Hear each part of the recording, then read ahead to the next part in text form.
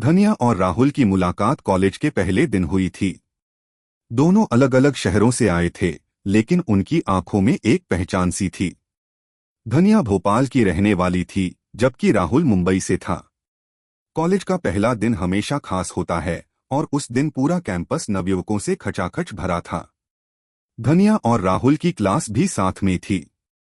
जब वे पहली बार मिले, राहुल की हंसी और धनिया की मासूमियत ने दोनों को एक दूसरे की ओर खींच लिया।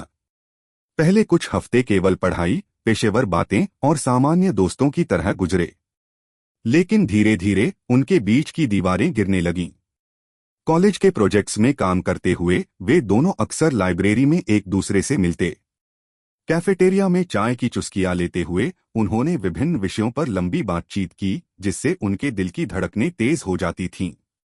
राहुल की मुस्कान में धनिया के दिल की धड़कनें बढ़ जाती थीं, और धनिया की हंसी राहुल के दिल के करीब जाती जा रही थी।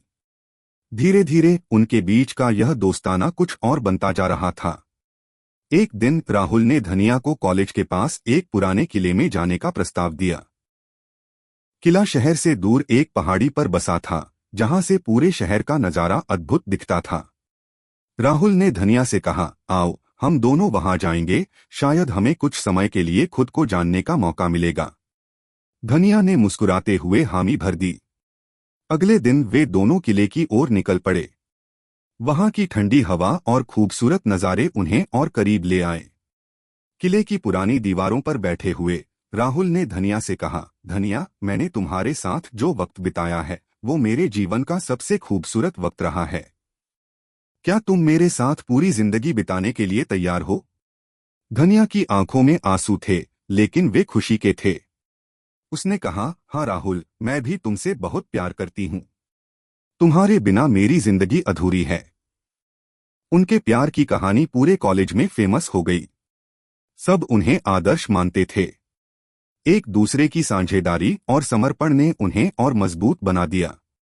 कॉलेज खत्म होने के बाद राहुल और धनिया ने साथ में अपना करियर बनाने का फैसला किया। उन्होंने एक छोटी सी कंपनी शुरू की और धीरे धीरे इसे सफल बना दिया। राहुल के पिता मुंबई में एक बड़े बिजनेसमैन थे, जबकि धनिया का परिवार एक छोटे से कस्बे में रहता था। राहुल के माता पिता ने धनिया को स्वीकारने में थोड़ी हिचक दिखाई। उन्होंने माना कि उनकी पारिवारिक स्थिति और धनिया की पारिवारिक स्थिति में बहुत बड़ा अंतर था। पर राहुल अपने माता पिता को समझाने में कामयाब रहा कि प्यार किसी स्थिति या स्थायित्व को नहीं देखता।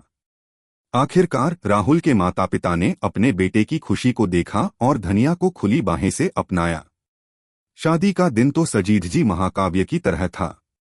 सुंदर सजी हुई मंडप, दोस्तों और परिवार का समागम और हंसी मजाक से भरी हुई रात। सबकी आंखों में खुशी थी, लेकिन सबसे ज्यादा खुशी राहुल और धनिया की आंखों में थी। उनकी शादी का दिन पूरे शहर में चर्चा का विषय बन गया। राहुल और धनिया का प्यार सच्चा और अनंत था, और उनकी कहानी ने ये साबित कर दिया कि प्यार में कोई बाधा नहीं होती। शादी के बाद दोनों ने अपने अपने करियर को नए आयाम दिए। राहुल ने एक बड़ी मल्टीनेशनल कंपनी में शीर्ष पद हासिल किया, जबकि धनिया ने अपनी खुद की डिजाइनिंग कंपनी खोली। वे दोनों अपने जीवन में जितने भी उतार चढ़ाव आए, उन सभी से मिलकर सामना किया, और हर दिन उनका प्यार और गहरा होता। बिजनेस और पारिवारिक जिम्मेदारियों के बीच भी उन्होंने कभी अपने प्यार को कम नहीं होने दिया। राहुल जब ऑफिस से थके हुए घर आते थे, तो धनिया उनके लिए हमेशा ताजगी भरी चाय लेकर हाजिर रहती। और धनिया की कंपनी में जब कभी भी कोई नई डिजाइन बनती, वह सबसे पहला प्रोडक्ट राहुल को ही भेंट करती। एक बार उन्होंने एक खास जश्न मनाने का फैसला किया। उनकी शादी की 5वीं वर्षगांठ पर राहुल ने धनिया को उनकी कॉलेज के पास वाले पुराने किले में फिर से ले जाने का प्रस्ताव दिया। इस बार किला और भी खूबसूरत लग रहा था।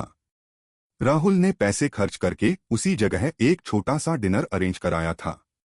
डिनर के बाद राहुल ने धनिया से फिर एक बार वही सवाल पूछा, धनिया, क्या तुम मेरे साथ पूरी जिंदगी बिताने के लिए तैयार हो? और धनिया ने फिर वही जवाब दिया, हाँ राहुल, मैं भी तुमसे बहुत प्यार करती हूँ। उनकी कहानी सिर्फ एक रोमांटिक कहानी नहीं थी, बल्कि एक प्रेरणादायक यात्रा थी, जिसमें सच्चे प्यार और समर्पण की शक्ति को दिखाया गया।